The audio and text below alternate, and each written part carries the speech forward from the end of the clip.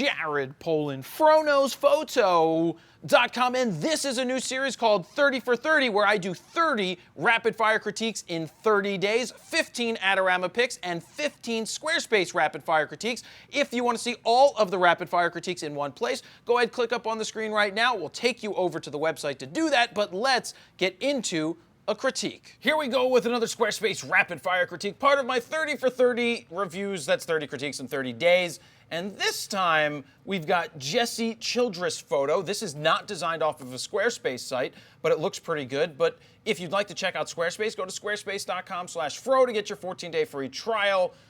And here we go. So let's go back to the beginning, because I noticed something. When you come to Jesse's site, it stops on this image. First off, this is not a great image. I've looked at some of the images already before this. This is a hell of a lot better image than this first image. I don't like this at all. Get rid of this. Plus, I thought that this was just a static image because it waits too long. Let's see. Oh my God, it's taking too long. 1, 2, 3, 4, 5, 6. It's too long.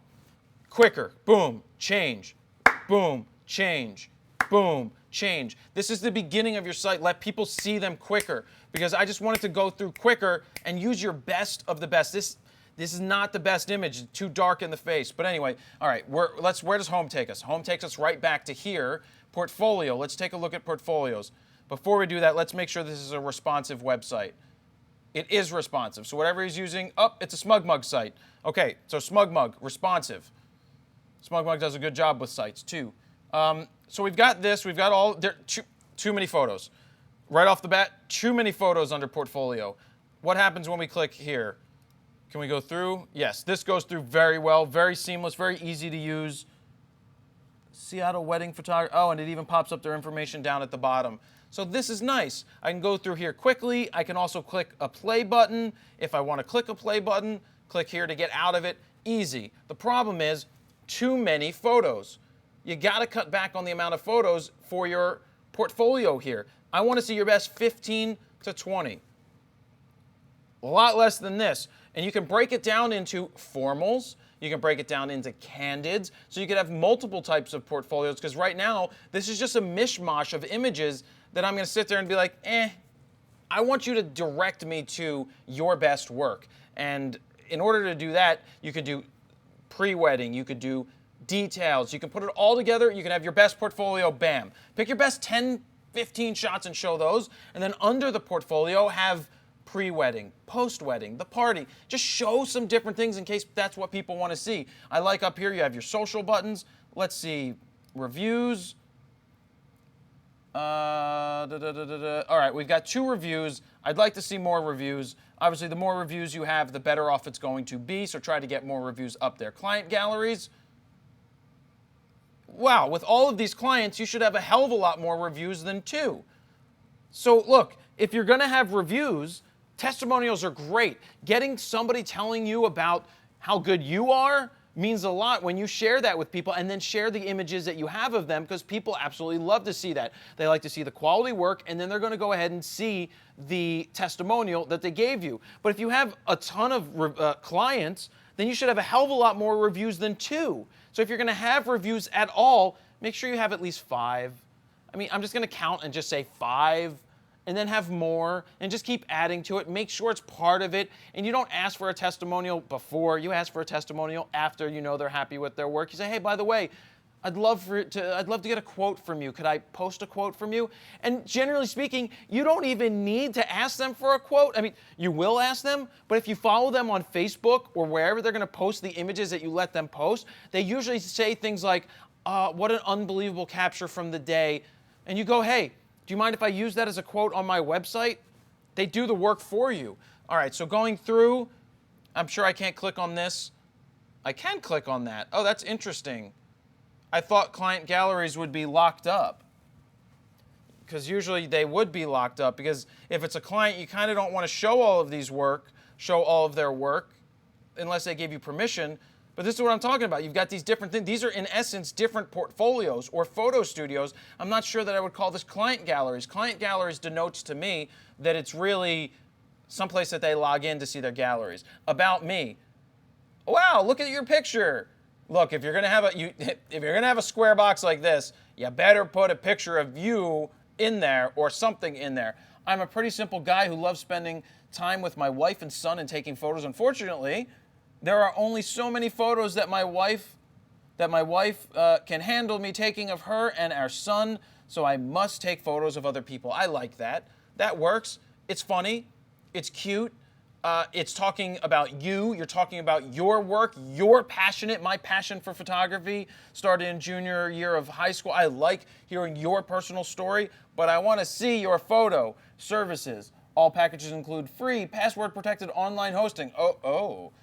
Okay. Where's the free? I see. That's what throws me off. It's like, well, should those client galleries be password protected or not?